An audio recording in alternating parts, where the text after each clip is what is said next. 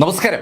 2017 April 9 നേരം പരവര വെളുത്തു വരുന്നതേ ഉള്ളൂ. ആ സമയത്ത് തിരുവനന്തപുരത്തെ നന്ദൻകോട് ജംഗ്ഷനിൽ നിന്ന് ക്ലിഫ് ഹൗസിലേക്ക് പോകുന്ന ആ വഴിയിൽ ബെയിൻസ് കോമ്പൗണ്ടിന്റെ 117 നമ്പർ വീടിന്റെ ഭാഗത്ത് പുക ഉയരുന്നതായി അടുത്തുള്ള ആളുകൾ കണ്ടു. രാവിലെ മറ്റ് വീട്ടുകാരൊക്കെ ഉണർന്ന് എണീക്കാൻ തുടങ്ങുന്ന സമയത്താണ് പുക ഉയരുന്നതായി അവർ കണ്ടത്. ഉടൻ തന്നെ അതിൽ ചിലർ ഫയർഫോഴ്സിനെ വിളിച്ച് വിവരം പറഞ്ഞു. ചെങ്ങച്ചുളയിൽ നിന്ന് ഫയർഫോഴ്സ് വാഹനങ്ങൾ അതിവേഗം നന്ദൻകോടേക്ക് എത്തി. അതിരാവിലെ നേരം വെളുക്കുന്നതിന് മുന്നേ ഫയർഫോഴ്സ് വാഹനങ്ങൾ നന്ദൻകോട് ജംഗ്ഷൻ വഴി ക്ലിഫ് ഹൗസ് ഭാഗത്തേക്ക് നീങ്ങുന്ന കണ്ടപ്പോൾ സ്വാഭാവികമായിട്ടും അതുവഴി രാവിലെ നടക്കാൻ ഇറങ്ങുന്ന ആളുകളൊക്കെ ആ വാഹനങ്ങളെ പിന്തുടർന്നു. ക്ലിഫ് ഹൗസ് മുഖ്യമന്ത്രിയുടെയും മറ്റു മന്ത്രിമാരുടെയും താമസ സ്ഥലമാണ്. ഫയർഫോഴ്സ് ആ 117 നമ്പർ കോമ്പൗണ്ടിന് മുന്നിലെത്തി. 2 വെള്ളപ്രാവുകൾ ഗേറ്റിൽ തുന്നി പിടിപ്പിച്ചിരിക്കുന്ന ശൈലിയിലുള്ള ഒരു ഗേറ്റാണ് അവിടെ കാണുന്നത്. ആ ഗേറ്റ് തുറക്കുന്നത് ഒരു ഇടവഴിക്കുള്ളിലേക്കാണ്. ആ ഇടവഴിയുടെ ഇരുപുറത്തുമായി 2 വീടുകളുണ്ട്. അതിലെ ഒരു കൂറ്റൻ വീടിന് മുന്നിലേക്ക് ഫയർഫോഴ്സ് സംഘങ്ങൾ എത്തി. അവിടെ ആ വീടിന്റെ മുകൾ ഭാഗത്തു നിന്നാണ് പുകയ്ക്കൊപ്പം തീയും ഉയരുന്നത് ഫയർഫോഴ്സിന് ശ്രദ്ധയപ്പെട്ടത്. ഫയർഫോഴ്സുകാർ ആ വീടിന്റെ അകത്തേക്ക് കയറാനായി മാർഗങ്ങൾ ആലോചിച്ചപ്പോൾ അവര് ചെന്നുപെട്ടത് വീടിന്റെ പുറകുവശത്താണ്. പുറകുവശത്തെ വാതിൽ തല്ലിപ്പൊളിച്ച് ഫയർഫോഴ്സ് സംഘങ്ങൾ അകത്തേക്ക് കടന്നതും ശരിക്കും അവര് ഞെട്ടി. അവിടെ ഒരു പായിൽ ഒരാളെ പൊതിഞ്ഞിട്ടിരിക്കുകയാണ്. ആ പായ്ക്കകത്ത് നിന്ന് രക്തം ഊർന്നിറങ്ങി ആ അടുക്കള മുഴുവൻ നിറഞ്ഞു നിൽപ്പുണ്ട്. ആ കാഴ്ച കണ്ടത് ഫയർഫോഴ്സുകാർ സമീപത്തുള്ള പോലീസ് സ്റ്റേഷനിൽ വിവരം അറിയിച്ചു. ഏതാനും മിനിറ്റുകൾക്കകം മ്യൂസിയം പോലീസ് സ്റ്റേഷനിൽ നിന്ന് ഒരു സംഘം പോലീസ് സ്ഥലത്തെത്തി. ഫയർഫോഴ്സിനൊപ്പം പോലീസും സ്ഥലത്തെത്തിയതും ആ മേഖലയിലുള്ള ആളുകളൊക്കെ അവിടേക്ക് ഓടിക്കൂടിയിരിക്കുകയാണ്. മ്യൂസിയം പോലീസ് സ്റ്റേഷനിലെ സ്റ്റേഷൻ ഹൗസ് ഓഫീസറും മറ്റ് പോലീസ് ഉദ്യോഗസ്ഥരും ആ വീടിനുള്ളിലേക്ക് കടന്നു. താഴത്തെ ബോഡി കണ്ട അവർ ശരിക്കും ശ്രദ്ധയോടുകൂടി ആ വീടിന്റെ അടിഭാഗം നോക്കുമ്പോൾ ഫയർഫോഴ്സുകാർ മുകളിലേക്ക് പാഞ്ഞു കയറിയിട്ടുണ്ട്. ആ നിമിഷത്തിലും മുകളിൽ നിന്ന് തീയും പുകയും ഉയരുകയാണ്. വെള്ളമൊഴിച്ച് ആ തീ അണയ്ക്കാൻ അവർ ശ്രമിക്കുമ്പോൾ മ്യൂസിയം പോലീസ് സ്റ്റേഷനിലെ ആളുകളും മുകളിലെത്തി. തീ ഒന്ന് അണഞ്ഞപ്പോൾ അവിടെ കണ്ട കാഴ്ച തികച്ചും അമ്പരപ്പിക്കുന്നതാണ്. അവിടെ മുകളിലത്തെ ബാത്റൂമിനകത്ത് നിന്ന് കത്തിക്കരിഞ്ഞ നിലയിൽ 4 ബോഡികളാണ് പോലീസ് കണ്ടത്. അതിൽ 3 ബോഡി ഏതാണ്ട് പൂർണ്ണമായും കരിഞ്ഞു പോയിട്ടുണ്ട്. 4ാമത്തെ ബോഡി അത്ര കരിഞ്ഞിട്ടില്ല. ഈ കാഴ്ച കണ്ട മ്യൂസിയം പോലീസ് ഉടൻ തന്നെ ഫോറൻസിക് വിദഗ്ധരെ വിവരം അറിയിച്ചു. ഫോറൻസിക് വിദഗ്ധരും കണ്ടോൺമെന്റ് പോലീസ് സ്റ്റേഷനിൽ നിന്ന് ACP K ബൈജു ഉടൻ തന്നെ സ്ഥലത്തെത്തി. ആ സംഘം സ്ഥലത്തെത്തുമ്പോഴേക്കും ഒരുപാട് പോലീസ് വാഹനങ്ങൾ ആ നന്ദൻകോട് റോഡിൽ നിരന്നു കഴിഞ്ഞു. എന്തോ ദുരൂഹമായ കാര്യങ്ങൾ ആ വീട്ടിൽ സംഭവിച്ചിരിക്കുന്നുവെന്ന് പൊതുവെ ഒരു ധാരണ അപ്പോഴാണ് ഉണ്ടാകുന്നത്. ആ വീട്ടിലെ താമസക്കാരെ എല്ലാവർക്കും അറിയാം. അവിടെ താമസിക്കുന്നത് രാജാ തങ്കത്തിന്റെ ഫാമിലിയാണ്. അദ്ദേഹത്തിന്റെ ഭാര്യ ഡോക്ടറാണ്. ഡോക്ടർ ജീൻ പത്മ തിരുവനന്തപുരത്തെ ജനറൽ ഹോസ്പിറ്റലിലെ അറിയപ്പെടുന്ന ഡോക്ടറായിരുന്നു. ആ ഡോക്ടറെ കാണാനായി അവിടെ എത്തുന്ന രോഗികളെ നാട്ടുകാരൊക്കെ കാണുന്നതാണ്. അതുകൊണ്ട് തന്നെ എല്ലാവർക്കും പരിചയമുള്ള ആ വീട്ടിൽ അനവധി പോലീസ് വാഹനങ്ങളും അതുപോലെ പോലീസുകാരും ഒക്കെ എത്തുമ്പോൾ സ്വാഭാവികമായിട്ടും ആളുകളുടെ ആകാംക്ഷ കൂടുകയാണ്. എന്താണ് യഥാർത്ഥത്തിൽ അവിടെ സംഭവിച്ചിരിക്കുന്നതെന്ന് ആർക്കും ഒരു പിടിയില്ല. തീ കത്തി എന്നുള്ള കാര്യം മാത്രമേ ആളുകൾക്ക് അറിയാവൂ. പക്ഷെ അധിക സമയം കഴിയുമ്പോൾ കാര്യങ്ങൾ വ്യക്തമായി തുടങ്ങി. മുകളിലത്തെ ബാത്റൂമിനകത്ത് കണ്ട 4 ബോഡികളിൽ 3 മനുഷ്യരുടെ ബോഡിയും 1 ശരിക്കും ഒരു ഡമ്മിയുമാണ്. പോലീസിനെ കബളിപ്പിക്കാനായിട്ട് ആരോ ഒരു ഡമ്മി വാങ്ങിച്ച് അതും കൂടി കത്തിച്ചിരിക്കുകയാണ്. പെട്രോൾ ഒഴിച്ചാൽ കത്തിച്ചിരിക്കുന്നത്. 4ാമത്തെ ബോഡി അടുക്കളയിലാണ് ഉള്ളത്. അത് കത്തിക്കാനുള്ള സമയം ഈ ബോഡികൾ കത്തിച്ച വ്യക്തിക്ക് എന്തായാലും കിട്ടിയിട്ടില്ല. പക്ഷെ മറ്റൊരു കാര്യം ഫോറൻസിക്കാര് പോലീസിന്റെ ശ്രദ്ധയെ കൊണ്ടുവരികയും ചെയ്തു. താഴെയുള്ളത് ഒരു സ്ത്രീയുടെ ബോഡിയാണെന്നും ആ ബോഡി ചീഞ്ഞു തുടങ്ങി എന്നുമാണ് ഫോറൻസിക്കാർ പോലീസിനോട് പറഞ്ഞത്. ഇൻക്വസ്റ്റ് നടപടികൾ ഒരു ഭാഗത്ത് നടക്കുമ്പോൾ മുതിർന്ന പോലീസ് ഉദ്യോഗസ്ഥരായ ലോക്നാഥ് ബെഹ്റയും ADGP സന്ധ്യയും സ്ഥലത്തെത്തി. ശരിക്കും മുഖ്യമന്ത്രിയുടെ വീട്ടിൽ നിന്ന് ഏതാനും അടികൾ മാത്രം അകലെയുള്ള വീട്ടിലാണ് ദാരുണമായ 4 കൊലപാതകങ്ങൾ നടന്നിരിക്കുന്നത്. കൊല നടത്തിയ വ്യക്തി പെട്രോൾ ഉപയോഗിച്ച് ആ 3 ബോഡി കത്തിച്ചിരിക്കുകയാണ്. ആ ബോഡി കത്തിയ സമയത്ത് തീ പടർന്നു പിടിച്ചതുകൊണ്ട് തീ കത്തിച്ച വ്യക്തി അവിടുന്ന് ഓടി രക്ഷപ്പെട്ടിട്ടുണ്ട്. അതും പോലീസിന് ഏകദേശം മനസ്സിലായിട്ടുണ്ട്. ഇതിനിടയിൽ ചുറ്റുവട്ടത്തുള്ള ആളുകളോട് സംസാരിക്കുമ്പോൾ പോലീസിന് ഒരു കാര്യം കൂടി അറിയാൻ പറ്റി. ഫയർഫോഴ്സ് വാഹനങ്ങൾ ആ കോമ്പൗണ്ടിനകത്തേക്ക് കടക്കുന്ന ആ സമയത്ത് അടുത്ത വീട്ടുകാരൻ ഒരു കാഴ്ച കണ്ടു. ഒരാള് മതിൽ ചാടി പുറത്തേക്ക് ഓടിപ്പോകുന്നതാണ് അയാൾ കണ്ടത്. പുറകിലത്തെ മതിലാണ് ചാടിയിരിക്കുന്നത്. മറ്റൊരാൾ കണ്ടത് വേറൊരു കാഴ്ചയാണ്. ആ വീട്ടിലെ കൊല്ലപ്പെട്ട ഡോക്ടർ പത്മയുടെ മകൻ കേടൽ പോലീസ് വാഹനങ്ങളും അതുപോലെ ഫയർഫോഴ്സും ഒക്കെ ആ വീടിനടുത്തേക്ക് പാഞ്ഞു പോകുമ്പോൾ അല്പം ദൂരെ ഒരു വീടിന്റെ മറവ് പറ്റിക്കൊണ്ട് അങ്ങോട്ട് സൂക്ഷിച്ചു നോക്കുന്നത് കണ്ടു എന്നാണ് അയാൾ പോലീസിനോട് പറഞ്ഞത്. കൊല്ലപ്പെട്ട ആളുകളുടെ കൂട്ടത്തിൽ കേടല് ഉണ്ടോ ഇല്ലയോ എന്നുള്ള കാര്യം ആ സമയത്ത് പോലീസിന് അറിയുന്ന കാര്യമല്ല. കാരണം അകത്തെ ബാത്റൂമിനകത്ത് കത്തിക്കരഞ്ഞ നിലയിൽ പോലീസ് കണ്ടെടുത്ത ആ ബോഡികൾ ആരുടേക്കാണെന്ന് വ്യക്തമാക്കാൻ ഇനിയും സമയമെടുക്കും. ആ ബോഡികളിൽ മനുഷ്യന്മാരുടെ നിന്ന് പറയാൻ കഴിയുന്ന ശൈലിയിലുള്ള സാധനങ്ങളൊന്നും അവശേഷിച്ചിരുന്നില്ല എന്നാണ് സത്യം. അതിൽ തന്നെ ഒരു ബോഡി അനവധി കഷ്ണങ്ങളായി വെട്ടി നുറുക്കപ്പെട്ടിരുന്നു. അതിവേഗം ഇൻക്വസ്റ്റ് നടപടികൾ ആരംഭിച്ചു. ബോഡി വെട്ടി നുറുക്കി പെട്രോൾ ഉപയോഗിച്ച് കത്തിക്കാനാണ് ആ കൃത്യം ചെയ്ത ആള് ശ്രമിച്ചത്. ഒരാളോ ഒന്നിലധികമോ ആളുകൾ ചേർന്നിട്ടാണ് ആ കൃത്യം നടത്തിയിരിക്കുന്നത്. പോസ്റ്റ്മോർട്ടം നടപടികളിലേക്ക് താഴെ അടുക്കളയിൽ കണ്ട ബോഡി നീക്കം ചെയ്യുന്നതും ഈ സമയത്താണ്. ആ ബോഡിയാണ് ആദ്യം പോസ്റ്റ്മോർട്ടത്തിന് വിധേയമാക്കിയത്. ബാക്കി ബോഡി പാർട്സുകളൊക്കെ അതുപോലെ പോസ്റ്റ്മോർട്ടത്തിന് വേണ്ടി മെഡിക്കൽ കോളേജിലേക്ക് ഷിഫ്റ്റ് ചെയ്തു. പോസ്റ്റ്മോർട്ടം നടപടികൾ നടക്കുമ്പോൾ പോലീസിന് ഒരു വിവരം കിട്ടി. അടുക്കളയ്ക്കകത്ത് പുഴു അരിച്ച നിലയിൽ കാണപ്പെട്ട ആ ഡെഡ് ബോഡി ഒരു പ്രായമുള്ള സ്ത്രീയുടേതാണ്. ആ സ്ത്രീ മരണപ്പെട്ടിട്ട് ചുരുങ്ങിയത് 72 മണിക്കൂറെങ്കിലും കഴിഞ്ഞു കാണും. പോസ്റ്റ്മോർട്ടത്തിന് തുടക്കം കുറിക്കുമ്പോൾ തന്നെ ആ കാര്യം പോസ്റ്റ്മോർട്ടം നടത്തുന്ന സർജൻ പോലീസിനോട് വ്യക്തമാക്കി. അന്ന് ആ ബോഡി പോസ്റ്റ്മോർട്ടം നടത്തിയത് ഫോറൻസിക് സർജൻ ഡോക്ടർ ശശികലയാണ്. ശശികല പോസ്റ്റ്മോർട്ടം തുടങ്ങുന്നതിന് മുന്നേ ആ കാര്യം പറഞ്ഞപ്പോൾ പോലീസിന് ഏകദേശം ഒരു ധാരണ കിട്ടി. ഏപ്രിൽ 9 രാവിലെയാണ് ഈ വിവരങ്ങളൊക്കെ പോലീസ് അറിയുന്നത്. 72 മണിക്കൂറിന് മുന്നെയെങ്കിലും ആ കൊലപാതകം നടന്നിട്ടുണ്ടെങ്കിൽ കൃത്യം നടന്നിരിക്കുന്നത് ഏപ്രിൽ 6 5 ആയിരിക്കും. പോലീസിനെ സംബന്ധിച്ചിടത്തോളം ഏറ്റവും നിർണായകമായ ഒരു ഇൻഫർമേഷനാണ്. ഏപ്രിൽ 5 മുതൽ ഏപ്രിൽ 9 വരെയുള്ള തീയതിക്കുള്ളിൽ ആ വീട്ടിൽ വന്നിരിക്കാൻ സാധ്യതയുള്ള ആളുകളുടെ ഒരു ലിസ്റ്റ് കളക്ട് ചെയ്യാൻ പോലീസ് ശ്രമിക്കുന്നത് ആ നിമിഷത്തിലാണ്. ആ ഇടവഴിയിലേക്ക് വരുന്ന വഴിയിൽ അനവധി CCTV ക്യാമറകളുണ്ട്. ക്ലിഫ് ഹൗസിലേക്കുള്ള റോഡാണല്ലോ.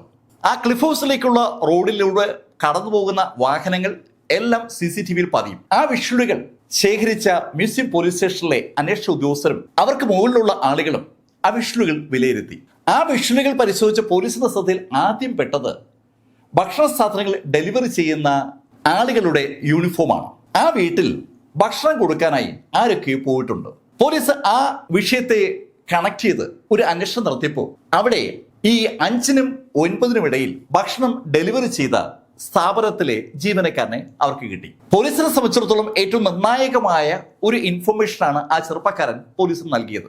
അവൻ ഭക്ഷണം അവിടെ സെർവ് ചെയ്യുമ്പോൾ ഭക്ഷണം ഏറ്റുവാങ്ങിയത് ഒരു ചെറുപ്പക്കാരനാണ്. ആ ചെറുപ്പക്കാരന്റെ മുഖവും അവന് നല്ല ഓർമ്മയുണ്ട്. മുടി നീട്ടി വളർത്തിയ ഒരു ചെറുപ്പക്കാരനാണ് ഭക്ഷണം ഏറ്റുവാങ്ങിയത്. 5 ആളുകൾക്കുള്ള ഭക്ഷണമാണ് അയാൾ ഓർഡർ ചെയ്തതും വാങ്ങിച്ചതും. ആ വിവരങ്ങൾ പോലീസിനെ തെല്ലെന്നൊല്ല അമ്പരപ്പിച്ചത്. പോസ്റ്റ്മോർട്ടം നടത്തി തുടങ്ങുന്നതിന് തൊട്ടു മുമ്പേ സർജൻ ശശികല ആ മരണം നടന്നിട്ട് ഏകദേശം 3 ദിവസമെങ്കിലും കഴിഞ്ഞു കാണുമെന്ന് പോലീസിനോട് സൂചിപ്പിച്ചതാണ്. അങ്ങനെയാണെങ്കിൽ ആ 5 ആളുകൾക്കുള്ള ഭക്ഷണം കേടൽ എന്തിനായിരിക്കാം വാങ്ങിച്ചത്? ആ ചോദ്യം പോലീസിന്റെ മനസ്സിലേക്ക് വരുമ്പോൾ പോലീസ് കുറച്ചുകൂടി പഴയ വിഷ്വലുകളൊക്കെ ശേഖരിച്ചു തുടങ്ങി. അങ്ങനെ ശേഖരിക്കുമ്പോഴാണ് അവരുടെ കൺമുന്നിൽ ഫ്ലിപ്കാർട്ടിന്റെ യൂണിഫോം ധരിച്ച ഒരു ചെറുപ്പക്കാരൻ പെടുന്നത്. അത് മാർച്ച് 31 വിഷ്വലാണ്. ഫ്ലിപ്കാർട്ടിൽ നിന്ന് എന്ത് സാധനമാണ് മാർച്ച് 31 ആ വീട്ടിൽ ഡെലിവറി ചെയ്തെന്നുള്ള ചോദ്യത്തിന് വളരെ വ്യക്തമായ ഉത്തരം ഫ്ലിപ്കാർട്ടിൽ നിന്ന് കിട്ടി. ഒരു ചെറിയ മഴുവാണ് ആ വീട്ടിൽ അന്ന് ഡെലിവറി ചെയ്തത്. ആ ഓർഡർ കൊടുത്തിരിക്കുന്നത് കേടൽ എന്ന ചെറുപ്പക്കാരനാണ്. കേടൽ ആവശ്യപ്പെട്ട അനുസരിച്ച് ഫ്ലിപ്കാർട്ട് ആ മഴു ഡെലിവറി ചെയ്ത ആ വിവരം അറിഞ്ഞ പോലീസിന് അവിടെ കണ്ട ആ ബോഡികൾ കൊത്തി നുറുക്കപ്പെട്ടതിന്റെ പിന്നിലെ ശാസ്ത്രം മനസ്സിലായി. ആ ബോഡികൾ കൊത്തി നുറുക്കാൻ വേണ്ടിയാണ് ആ മഴു കേടൽ വാങ്ങിച്ചിരിക്കുന്നത്. ഇപ്പൊ പോലീസിന് കൊല നടത്തിയിരിക്കുന്നത് ആരാണ് എന്നതിനെ കുറിച്ച് വ്യക്തമായ ധാരണയുണ്ട്. കൊല നടത്തിയതിനു ശേഷം കേടൽ ആ വീട്ടിൽ തന്നെ തങ്ങുകയായിരുന്നു. അങ്ങനെ തങ്ങുമ്പോഴാണ് അവൻ ഫുഡ് വരുത്തുന്നതും വാങ്ങിച്ചു കഴിക്കുന്നതും. പതുക്കെ ഇൻഫർമേഷൻ കളക്ട് ചെയ്യുന്നതിന്റെ വേഗത കൂടിയപ്പോൾ പോലീസ് അടുത്തുള്ള പമ്പുകളിലൊക്കെ വിവരം തിരക്കി. പെട്രോൾ ഉപയോഗിച്ചാണല്ലോ കത്തിച്ചിരിക്കുന്നത്. അങ്ങനെ തിരക്കി പോലീസ് എത്തിയത് കവടിയാറുള്ള പമ്പിലാണ്. ആ പമ്പിലെ ആളുകൾ കേടൽ പെട്രോൾ വാങ്ങിച്ചു കൊണ്ടുപോയ കാര്യം കൃത്യമായും ഓർക്കുന്നുണ്ട്. TV ചാനലിലെ ഈ വാർത്ത മാത്രമേ ഉള്ളൂ. അതുകൊണ്ട് തന്നെ ആ പമ്പിലെ ജീവനക്കാരൻ കൃത്യമായി ആ കാര്യം പോലീസിനോട് റിപ്പോർട്ട് ചെയ്തു. കവടിയാറിലെ പമ്പിൽ നിന്ന് ഒരു ഓട്ടോയിലാണ് കേടല് പെട്രോൾ വാങ്ങിച്ചുകൊണ്ട് പോയത്. ആ ഓട്ടോക്കാരനും പോലീസിനോട് ആ കാര്യം പറഞ്ഞു. അങ്ങനെ പോലീസ് വിവരങ്ങൾ തിരക്കുമ്പോഴാണ് ഈ 9 രാവിലെ ഫയർഫോഴ്സും പോലീസുകാരും ആ വീട്ടിൽ തീ അണയ്ക്കാൻ ശ്രമിക്കുന്ന ആ സമയത്ത് നന്തൻകോട് നിന്ന് തന്നെ ഒരു ഓട്ടോ പിടിച്ച് കേടല് തമ്പാനൂർ റെയിൽവേ സ്റ്റേഷനിലേക്ക് പോയ കാര്യം ഒരു ഓട്ടോക്കാരൻ പോലീസിനോട് പറഞ്ഞത്. പോലീസ് തമ്പാനൂരിലേക്ക് കേടൽ പോയിന്ന് കേട്ടപ്പോൾ അവൻ അവിടെ നിന്ന് എങ്ങോട്ട് പോയിരിക്കാം എന്നതിനെക്കുറിച്ചുള്ള ഒരു അന്വേഷണം ആരംഭിച്ചു. ദീർഘദൂര ബസ്സുകൾ പുറപ്പെടുന്ന സ്ഥലമാണ്, അതുപോലെ ട്രെയിന് പുറപ്പെടുന്ന സ്ഥലവുമാണ്. അവൻ എവിടേക്കായിരിക്കാം പോയിരിക്കുന്നത്? കേടലിനെ കുറിച്ചുള്ള ഇൻഫർമേഷൻ കൃത്യമായും പോലീസിന്റെ കയ്യിലുണ്ട്. കേടലിന്റെ ചിത്രവും അവരുടെ കയ്യിലുണ്ട്. ആ ചിത്രങ്ങൾ ഉപയോഗിച്ചുകൊണ്ട് പോലീസ് പത്രത്തിൽ വാർത്ത കൊടുത്തു, അതോടൊപ്പം ടിവിയിലും. ഈ ചിത്രത്തിൽ കാണുന്ന വ്യക്തിയെ എവിടെ വെച്ചെങ്കിലും ആരെങ്കിലും കണ്ടുമുട്ടുകയാണെങ്കിൽ പോലീസിനെ അറിയിക്കണം എന്നുള്ള ഇൻഫർമേഷനാണ് ആ വാർത്തകളിൽ ഉണ്ടായിരുന്നത്. ഈ സമയത്ത് ശരിക്കും അമ്പരപ്പിക്കുന്ന അനവധി ചോദ്യങ്ങൾ പത്രങ്ങളും അതുപോലെ ചാനലുകളും ഉന്നയിക്കുകയാണ്. കേടലാണ് കൊലപാതകമെങ്കിൽ കേടൽ കൊന്നിരിക്കുന്നത് അവന്റെ അച്ഛനെയും അമ്മയും സഹോദരിയുമാണ്, പിന്നെ അവന്റെ അമ്മയുടെ ബന്ധുവിനെയുമാണ്. ആ പ്രായമുള്ള സ്ത്രീക്ക് ഏകദേശം 70 വയസ്സ് പ്രായമുണ്ട്. രക്തബന്ധമുള്ള ഈ 4 ആളുകളെ കൊല്ലാൻ കേടലിനെ പ്രേരിപ്പിച്ച ഘടകം എന്തായിരിക്കും? അതോ ഇനി മറ്റാരെങ്കിലും ഈ കൊലപാതകങ്ങളുടെ പിന്നിലുണ്ടോ? ഈ ചോദ്യങ്ങൾക്കൊക്കെ ഉത്തരം കിട്ടണമെങ്കിൽ കേടലിനെ കിട്ടണം. പോലീസ് കേടലിന്റെ ചിത്രം പരസ്യപ്പെടുത്തിയിരിക്കുന്നത് കൊണ്ട് സ്വാഭാവികമായിട്ടും കേടലുമായി സാമ്യമുണ്ടെന്ന് തോന്നുന്ന ആളുകളുടെ ഇൻഫർമേഷൻ പോലീസും തേടി വന്നുകൊണ്ടിരിക്കുമ്പോഴാണ് ആ വീട്ടിൽ ജോലിക്ക് നിന്നിരുന്ന രത്നാബായി പോലീസിനെ സമീപിക്കുന്നത്. അവൾ യഥാർത്ഥത്തിൽ 6-ാം തീയതി രാവിലെ പതിവ് പോലെ ആ വീട്ടിൽ ജോലിക്ക് വന്നതാണ്. അവള് ഗേറ്റ് തുറക്കുമ്പോൾ ഗേറ്റിനടുത്തേക്ക് കേടൽ വന്നു. ഗേറ്റിനകത്തേക്ക് കടക്കാൻ സമ്മതിക്കാതെ തന്നെ കേടൽ അവരോട് പറഞ്ഞു, ഇന്ന് നിങ്ങൾ ജോലിക്ക് നിൽക്കണ്ട, ഇവിടെ ആരുമില്ല. അത് കേട്ടതും രത്നാബായി കേടലിനോട് പറഞ്ഞു, മോനെ അനിയത്തി മാത്രം ഉള്ളപ്പോഴും ഞാനിവിടെ ജോലിക്ക് വരുന്നതാണ്, ഞാനാണ് ഭക്ഷണമൊക്കെ വേവിക്കുന്നത്, മോൻ ആവശ്യമായ ഭക്ഷണമെല്ലാം ഞാൻ വേവിച്ചു തരാം. ഏയ് അതൊന്നും വേണ്ട, ഇവിടെ പ്രേതശല്യമൊക്കെ ഉള്ള വീടാണ്, നിങ്ങൾ ഇവിടെ നിന്ന് ശരിയാവത്തില്ല, നിങ്ങൾ പോയേ. അവൻ ദേഷ്യപ്പെട്ട് അവരോട് അങ്ങനെ പറഞ്ഞപ്പോൾ അവർക്കെന്തോ അസ്വാഭാവികത തോന്നിയെങ്കിലും അവര് കൂടുതലൊന്നും തർക്കിക്കാൻ നിൽക്കാതെ അവിടെ നിന്ന് പോയി. വീട്ടിൽ ആളുകൾ എത്തിക്കഴിഞ്ഞാൽ ഉടൻ അവരെ അറിയിക്കാമെന്ന് പറഞ്ഞതുകൊണ്ടാണ് അവർ പിന്നീട് ആ വീട്ടിലേക്ക് ജോലിക്ക് വരാതിരുന്നത്. അങ്ങനെ ഇരിക്കുമ്പോഴാണ് 9-ാം തീയതി പകൽ അവർ ഈ വിവരങ്ങൾ അറിയുന്നത്. രത്നാബായി പറഞ്ഞ കാര്യങ്ങൾ കേട്ടതും പോലീസിന് കാര്യം കുറെ കൂടി വ്യക്തമായി. കൊലകൾ നടന്നിരിക്കുന്നത് 5-ാം തീയതി രാത്രിയാണ്. ഈ സമയത്ത് പോസ്റ്റ്മോർട്ടം റിപ്പോർട്ടും പോലീസിന്റെ കയ്യിലെത്തി. രത്നാബായി പറഞ്ഞ ആ വാചകവും പോസ്റ്റ്മോർട്ടം റിപ്പോർട്ടും യോജിക്കുന്നത് അവിടെ തന്നെയാണ്. 5-ാം തീയതി രാത്രി തന്നെയാണ് കൊല നടന്നിരിക്കുന്നത്. ആരാണ് ആദ്യം കൊല ചെയ്യപ്പെട്ടെന്നുള്ള ചോദ്യത്തിന് ഉത്തരവൊന്നും കൊടുക്കാൻ പോസ്റ്റ്മോർട്ടം നടത്തിയ ഡോക്ടർ ശശികലയ്ക്ക് പറ്റുന്നില്ല. ഒരു കാര്യം മാത്രമേ ഡോക്ടർ ശശികലയ്ക്കും ടീമിനും പോലീസിനോട് പറയാൻ പറ്റൂ, ആ ബോഡികൾ വെട്ടി നുറുക്കുന്നതിന് മുന്നേ തന്നെ അവർ കൊല്ലപ്പെട്ടിരുന്നു എന്നുള്ള കാര്യം. രണ്ടാമത്, വെട്ടി നുറുക്കിയതിന് ശേഷമാണ് പെട്രോൾ ഒഴിച്ച് കത്തിച്ചിരിക്കുന്നത്. പോലീസ് ആദ്യം കണ്ടപ്പോൾ എങ്ങനെ മനസ്സിലാക്കിയോ അത് തന്നെയാണ് ഫോറൻസിക്കാർ പറയുന്നത്.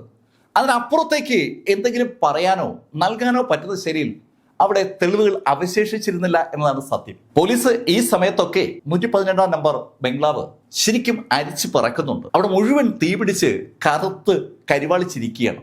ആ തീപിടുത്തം അവൻ പ്രതീക്ഷിച്ചതിനേക്കാൾ വലിപ്പത്തിലേക്ക് പോയപ്പോൾ ഭയന്ന് കേടൽ ഓടിപ്പോയതാകാൻ സാധ്യതയുണ്ടെന്ന് ഒരു നിഗമനത്തിലേക്ക് പോലീസ് എത്തി. പക്ഷെ ഇപ്പോഴും പോലീസിന് അലട്ടുന്ന ചോദ്യം അതാണ്, എന്തിനാ കേടൽ അങ്ങനെ ചെയ്തത്? ആ ചോദ്യം പോലീസിനെ മതിക്കുന്ന അതേ സമയത്ത് പോലീസിനെ തേടി തിരുവനന്തപുരം റെയിൽവേ സ്റ്റേഷനിൽ നിന്ന് ഒരു കോള് വന്നു. കോള് വിളിക്കുന്നത് തിരുവനന്തപുരത്തെ റെയിൽവേ പോലീസാണ്. പോലീസ് ആർക്കു വേണ്ടിയാണോ വല വിരിച്ചിരിക്കുന്നത് അയാൾ ഇതാ തിരുവനന്തപുരം റെയിൽവേ പോലീസിന്റെ പിടിയിൽ പെട്ടിരിക്കുന്നു. പെട്ടെന്ന് തന്നെ കേടലിനെ പോലീസ് ഏറ്റുവാങ്ങി. തിരുവനന്തപുരം റെയിൽവേ സ്റ്റേഷനിൽ നിന്ന് കേടലിനെ കൊണ്ടുവന്നത് കൺട്രോൾമെന്റിലേക്കാണ്. കൺട്രോൾമെന്റ് സ്റ്റേഷനിൽ കൊണ്ടുവന്ന കേടലിനെ അവിടെ വെച്ച് ഒന്ന് ചോദ്യം ചെയ്തെങ്കിലും അവൻ കൂടുതൽ കാര്യങ്ങളൊന്നും പറയാതെ വന്നതും അവനെ അവിടെ നിന്ന് മ്യൂസിയം പോലീസ് സ്റ്റേഷനിലേക്ക് കൊണ്ടുവന്നു. മ്യൂസിയം പോലീസ് സ്റ്റേഷനിലേക്ക് അവനെ കൊണ്ടുവരുമ്പോൾ ACP ബൈജുവും ADGP സന്ധ്യയും മറ്റു ടീമുകളും അവിടെ എത്തി.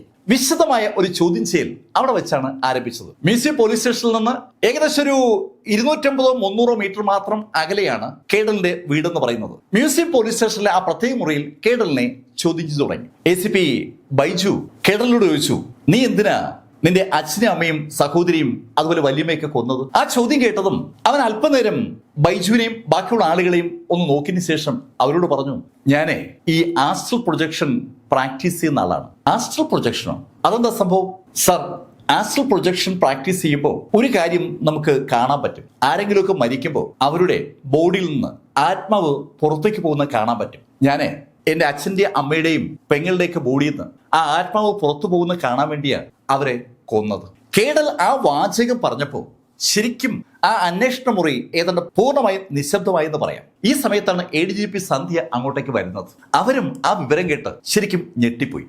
ചോദ്യം ചെയ്യുന്ന ആളുകൾ ഒരു നിമിഷത്തെ നിശബ്ദതയ്ക്ക് ശേഷം കേടലിനോട് ചോദിച്ചു, ഈ ആത്മാക്കൾ പുറത്തു വരുന്നത് കാണാൻ വേണ്ടി നീ അവരെ കൊന്നു? സർ, ആ ആത്മാക്കൾ പുറത്തു വരുമ്പോൾ എനിക്ക് അവരോട് സംസാരിക്കാൻ പറ്റും. അതാണ് സർ ആസ്ട്രൽ പ്രൊജക്ഷൻ. ഒരാൾ മരണപ്പെട്ട് കഴിയുമ്പോൾ അയാളുടെ ആത്മാവ് അയാളുടെ ബോഡി വിട്ടുപോകും എന്നൊരു സങ്കല്പം പൊതുവെ എല്ലാ മതങ്ങളിലും ഉണ്ട്.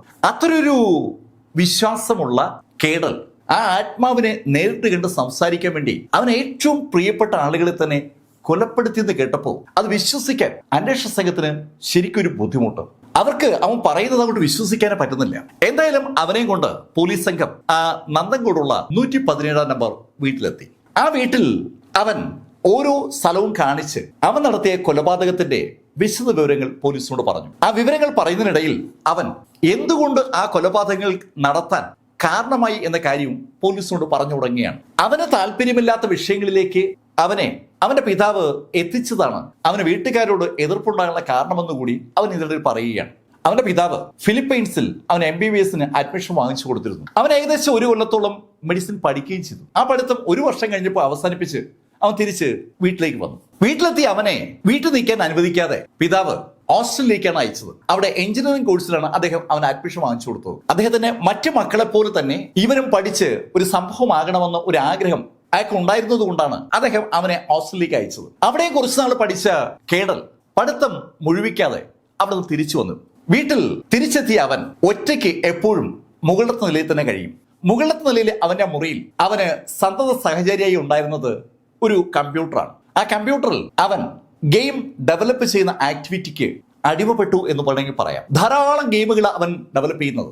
ആ ഗെയിമുകളുടെയൊക്കെ ബേസ് എന്ന് പറയുന്നത് കൊലയും അതുപോലുള്ള അക്രമവുമാണ്. ഒരുപാട് ആളുകളെ കൊല്ലുന്ന ആള് വിജയിക്കുന്ന ശൈലിയിലുള്ള ഗെയിമുകൾ സൃഷ്ടിക്കാൻ അവനൊരു വല്ലാത്ത ഹരമായിരുന്നു. അതിൽ അവനൊരു എക്സ്പെർട്ടായി മാറാൻ വേണ്ടി ആ ശൈലിയിലുള്ള ഒരുപാട് ഗെയിമുകളാണ് ഈ കാലഘട്ടത്തിൽ അവൻ കാണുകയും പഠിക്കുകയും ചെയ്തത്. അതിനോട് അനുബന്ധിച്ചുള്ള യൂട്യൂബ് വീഡിയോസും സിനിമകളും അവൻ ഇഷ്ടംപോലെ കണ്ടിട്ടുണ്ട്. ഒരുപാട് ആളുകളെ കൊല്ലുക അത് അവന് ഇഷ്ടപ്പെട്ട ഒരു വിഷയമാണ്. അതുപോലെ തന്നെ കൊല്ലപ്പെടുന്ന ആളുകളുടെ ബോഡി വിട്ട് ആത്മാവ് പുറത്തു വരുന്ന ശൈലിയിലുള്ള കഥകളും അതുപോലുള്ള വിഷ്വലുകളും കാണാനും അവൻ ശ്രമിച്ചിട്ടുണ്ട്. ആ ശൈലിയിലുള്ള ധാരാളം വീഡിയോസ് യൂട്യൂബിൽ സെർച്ച് ചെയ്ത അവൻ പതുക്കെ ആളുകളെ കൊല്ലുന്ന വീഡിയോയും കണ്ടിട്ടുണ്ട്. കൊല്ലുന്ന വീഡിയോകൾ ഇഷ്ടംപോലെ കണ്ട അവൻ കൊല്ലാൻ ഏറ്റവും അനുയോജ്യമായ ഉപകരണമാണ് മഴു എന്ന് തിരിച്ചറിഞ്ഞതിന്റെ അടിസ്ഥാനത്തിലാണ് മഴു ഫ്ലിപ്കാർട്ട് വഴി ഓർഡർ ചെയ്ത് വാങ്ങിച്ചിരിക്കുന്നത്. അവൻ പറയുന്ന കഥകളും അവനുമായി കണക്ട് ചെയ്ത് പോലീസ് കളക്ട് ചെയ്ത വിവരങ്ങളും ഒന്ന്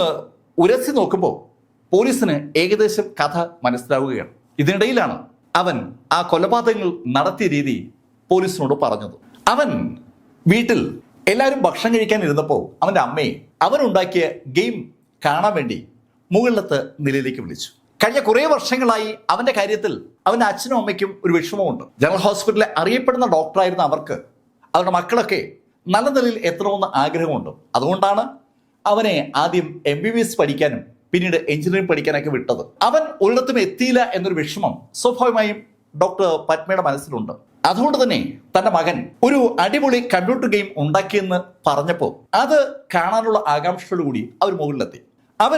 അവന്റെ ആ ഗെയിം വളരെ ശ്രദ്ധയോടെ കണ്ടുകൊണ്ടിരിക്കുമ്പോഴാണ് ഈ കേഡൽ അവരുടെ കഴുത്തിൽ ഒരു ഷോൾ എടുത്ത് ചുറ്റുന്നത്. എന്താണ് സംഭവിക്കുന്നതെന്ന് പത്മയ്ക്ക് മനസ്സിലാകുന്നതിന് മുന്നേ തന്നെ കേഡൽ ആ ഷോള് വലിച്ചു മുറുക്കിയിരുന്നു. ശരിക്കും ഒന്ന് അലറി വിളിക്കാൻ പോലുമുള്ള സമയം പത്മയ്ക്ക് ലഭിച്ചില്ല. ആ ഷോൾ ഉപയോഗിച്ച് അവരുടെ കഴുത്ത് വലിച്ചു മുറുക്കി അവരെ കൊലപ്പെടുത്തിയ കേഡൽ അവരെ അവിടെ നിന്ന് എടുത്ത് നേരെ ബാത്റൂമിൽ കൊണ്ട് കിടത്തി. അതിനുശേഷം അവൻ അവിടെ നിന്ന് കൂളായിട്ട് ഇറങ്ങി വന്ന് താഴെ അച്ഛനും സഹോദരിക്കും വല്യമ്മയ്ക്കും ഒപ്പം ഇരുന്ന് ഭക്ഷണം കഴിച്ചു തുടങ്ങി. ഭക്ഷണം കഴിക്കുമ്പോൾ അവന്റെ അനുജത്തി കരോലിൻ അവനോട് ചോദിച്ചു, ഇടാ അമ്മ എവിടെ? അമ്മ മോളിരുന്ന് ഗെയിം കാണുകയാണ്. നീ ഭക്ഷണം കഴിക്ക്, നിനക്ക് ഞാൻ ഗെയിം കാണിച്ചു തരാം. അത്രയ്ക്ക് നല്ല ഗെയിമാണോ? ആ നല്ല ഗെയിമാണോ? അതുകൊണ്ടല്ലേ അമ്മ ഇരുന്ന് കാണുന്നത്. അത് കേട്ടപ്പോൾ കരോലിനും ആ ഗെയിം കാണാനുള്ള ആകാംക്ഷ ഉണ്ടായി. അവൾ വേഗം ഭക്ഷണം കഴിച്ചു. അവൾക്കൊപ്പം ഭക്ഷണം കഴിച്ചെണീറ്റ് കേഡൽ കരോലിനുമായി മുകളിലത്തെ നിലയിലേക്ക് പോയി. കരോലിൻ അവിടെ എത്തുമ്പോൾ അവളുടെ അമ്മ അവിടെ ഇല്ല. അത് കണ്ടതും അവൾ ചോദിച്ചു, അമ്മ ഇവിടെ? ആ അമ്മ ബാത്റൂമിലാണ്, നീ ഗെയിം കാണും. അങ്ങനെ കേഡൽ പറഞ്ഞതും കരോലിൻ ആ കസറിലിരുന്ന് കമ്പ്യൂട്ടർ ഓപ്പൺ ആക്കി ഗെയിം കണ്ടു തുടങ്ങി. വളരെ മനോഹരമായി ചിത്രീകരിച്ചിരിക്കുന്ന ഒരു ഗെയിമാണ് ആ സമയത്ത് കമ്പ്യൂട്ടറിൽ പ്ലേ ചെയ്യുന്നത്. അവള് വലിയ താല്പര്യത്തോടുകൂടി ആ ഗെയിം കണ്ടുകൊണ്ടിരിക്കുമ്പോൾ അവളുടെ പിന്നിലെത്തിയ കേഡൽ ഗെയിമിനെ കുറിച്ച് അവളോട് സംസാരിച്ചു തുടങ്ങി. ആ സംഭാഷണം ചോദ്യോത്തര ശൈലിയിലാണ്. കേഡലിനോട് കരോലിനും ചോദ്യങ്ങൾ ചോദിക്കുന്നുണ്ട്, കേഡൽ മറുപടി പറയുന്നുണ്ട്. അതിനിടയിലാണ് പെട്ടെന്ന് കേഡൽ ഒരു ഷോള് അവളുടെ കഴുത്തിലേക്ക് ഇടുന്നതും അതൊന്ന് വലിച്ചു മുറുക്കുന്നതും. ശരിക്കും കരോളിന് വാ തുറന്ന് ഒന്നും പറയാൻ കഴിയുമ്പോൾ ആ ഷോള് അവളുടെ കഴുത്തിൽ മുറുകിയിരുന്നു. അവളുടെ അമ്മ മരിച്ചതുപോലെ അവളും ഏതാനും നിമിഷയിൽ കഴിഞ്ഞപ്പോൾ അവിടെ അവസാനിച്ചു. കരോലിന്റെ മരണം ഉറപ്പാക്കിയതും കേഡൽ അവളുടെ ബോഡി അവിടെ നിന്നെടുത്ത് ബാത്റൂമിൽ കൊണ്ടുവന്ന് കിടത്തി. എന്നിട്ട് അവൻ കുറച്ചു നേരം അവിടെ ഇരുന്നു. താഴെ കേഡലിന്റെ പിതാവ് രാജാ തങ്കം ഭക്ഷണം കഴിച്ചു കഴിഞ്ഞ് ആ സ്വീകരണ മുറിയിൽ അങ്ങനെ ഇരിക്കുകയാണ്. കുറച്ചു നേരമായിട്ടും ഭാര്യയും മകളും മുകളിൽ നിന്ന് താഴേക്ക് വരാതെ കണ്ടപ്പോൾ മകന്റെ ഗെയിമിൽ എന്തെങ്കിലും കാണുമെന്ന് കരുതി അദ്ദേഹം മുകളിലേക്ക് കയറി വന്നപ്പോൾ അവിടെ ഭാര്യയുമില്ല, മകളുമില്ല. അത് കണ്ടതും അയാൾ കേഡലിന് ചോദിച്ചു, എടാ കരോലിനും അമ്മയോടെ? അച്ഛാ അവര് താഴോട്ട് പോയായിരുന്നല്ലോ. താഴോട്ട് പോയോ? ഞാൻ കണ്ടില്ലല്ലോ.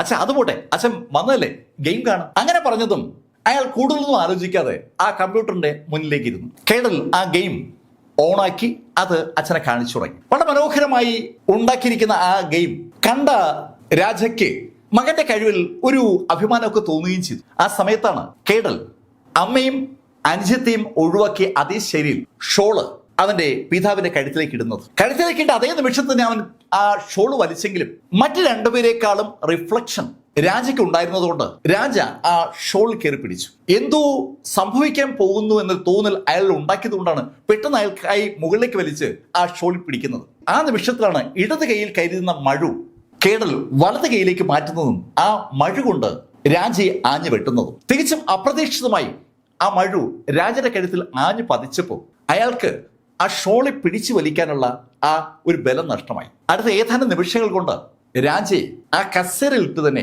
കേഡൽ വെട്ടി നുറുക്കി. അതിനുശേഷം ആ ബോഡി അവന്റെ സഹോദരിയുടെയും അമ്മയുടെ അടുത്തുകൊണ്ട് കിടത്തി. ഇപ്പോ 3 ബോഡിയായി. ഇനി ആ വീട്ടിൽ ഒരാൾ കൂടിയാണ് അവശേഷിക്കുന്നത്. ആ ആള് അവന്റെ അമ്മയുടെ ബന്ധത്തിലെ ആളാണ്. മുറയ്ക്ക് അവന്റെ വല്യമ്മയായിട്ട് വരും. ആ വല്യമ്മയെ എങ്ങനെ ഒഴിവാക്കണമെന്ന് കേഡൽ ആലോചിച്ചുകൊണ്ടിരിക്കുമ്പോൾ അവന് താഴെ പടിക്കെട്ടിൽ ഒരു കാൽപ്പെരുമാറ്റം കേട്ടതുപോലെ തോന്നി. അവൻ വേഗം ബാത്റൂമിൽ നിന്ന് പുറത്തിറങ്ങി പടിക്കെട്ട് വഴി താഴെ ഇറങ്ങുമ്പോൾ വല്യമ്മ അതിവേഗം അടുക്കള വാതിലിനെ നേരെ നടക്കുന്നതാണ് അവൻ കണ്ടത്.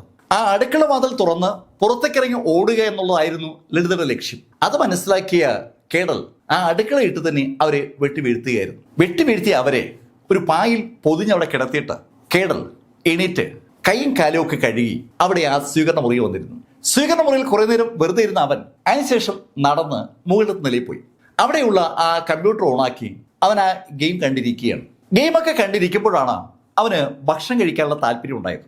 അവൻ ഭക്ഷണം ഓൺലൈനായി ഡെലിവറി ചെയ്യുന്ന ഏജൻസികൾക്ക് ഓർഡർ കൊടുത്തു. ഓർഡർ ചെയ്യുമ്പോൾ അവൻ ഒരു കാര്യം ശ്രദ്ധിച്ചു. ഭക്ഷണം വീട്ടിലെ എല്ലാ ആളുകൾക്കും വാങ്ങാനുള്ള ഒരു കരുതലാണ് അവൻ എടുത്തത്. ഭക്ഷണം ഡെലിവറി ചെയ്യാനെത്തിയ ബോയ് ആ വീട്ടിലെ 5 ആളുകൾക്കുള്ള ഭക്ഷണമാണ് കൊണ്ടുവന്നത്. അത് വാങ്ങിച്ച അവൻ ഡെലിവറി ബോയ്ക്ക് ടിപ്പും കൊടുത്തതിന് ശേഷം വീടിനകത്തേക്ക് കടന്നു. ആ ഭക്ഷണത്തിൽ അവൻ ആവശ്യമുള്ളതൊക്കെ അവൻ കഴിക്കുകയാണ്. 5 പേർക്കുള്ള ഭക്ഷണം ഉള്ളത് കൊണ്ട് 1-2 ദിവസത്തേക്കുള്ള ഭക്ഷണം അവൻ ഉണ്ടെന്ന് അർത്ഥം. കഴിച്ച ഭക്ഷണത്തിൽ ബാലൻസ് അവൻ ഫ്രിഡ്ജിൽ കൊണ്ടുവന്ന് സൂക്ഷിച്ചു വെക്കുകയും ചെയ്തു. അടുത്ത ദിവസങ്ങൾ അങ്ങനെ കടന്നു പോവുകയാണ്.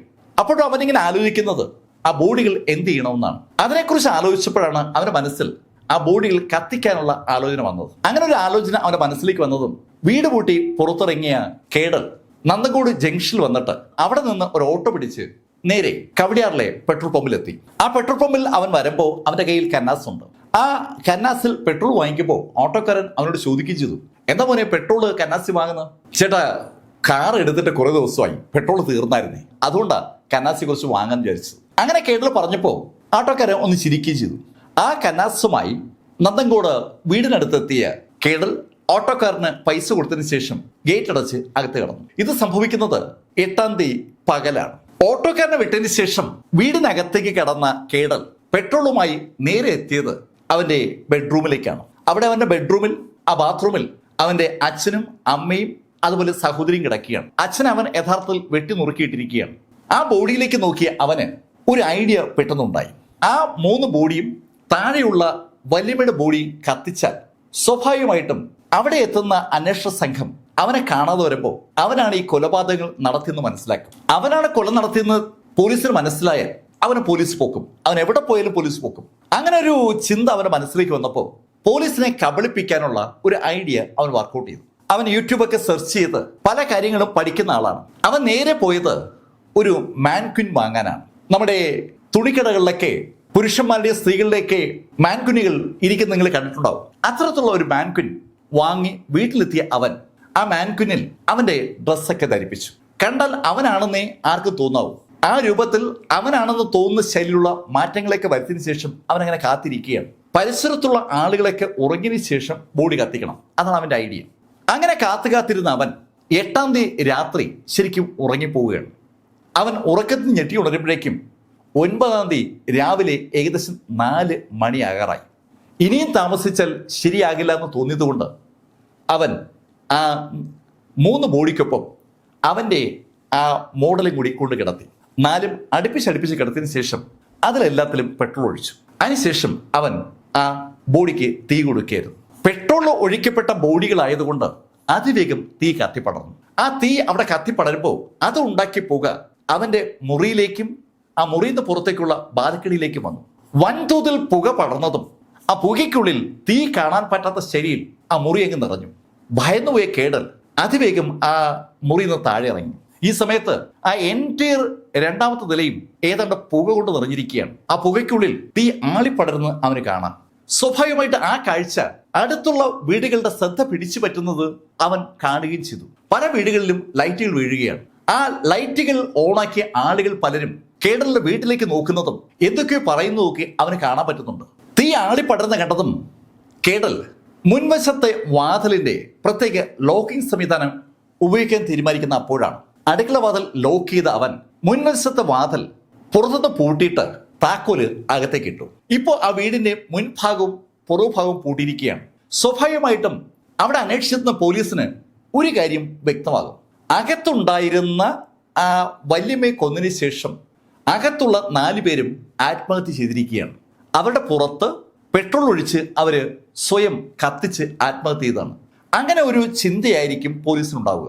അത് ഉറപ്പാക്കാനായി അല്പനേരം അവൻ അവിടെ കാത്തു നിൽക്കുമ്പോൾ ഫയർഫോഴ്സിന്റെ വാഹനം വരുന്ന ശബ്ദം കേട്ടു. ആ ശബ്ദം കേട്ട അവൻ വീടിന്റെ പുറകുവശത്തേക്ക് ഓടിയെത്തുമ്പോഴേക്കും ഫയർഫോഴ്സുകാർ അവന്റെ വീടിന്റെ മുന്നിൽ എത്തിക്കഴിഞ്ഞു. മുന്നിലെ ഗേറ്റ് തുറന്ന് ഫയർഫോഴ്സുകാർ അകത്ത് കയറുമ്പോഴും അവൻ ആ കോമ്പൗണ്ടിനകത്ത് തന്നെ നിൽക്കുകയാണ്. ഫയർഫോഴ്സുകാർ വീടിന്റെ മുകളിലേക്ക് കയറി തീ അണച്ചാൽ അവന്റെ അച്ഛന്റെയും അമ്മയുടെയും കത്താത്ത ബോഡി കണ്ടുകിട്ടാനുള്ള സാധ്യതയുണ്ട്.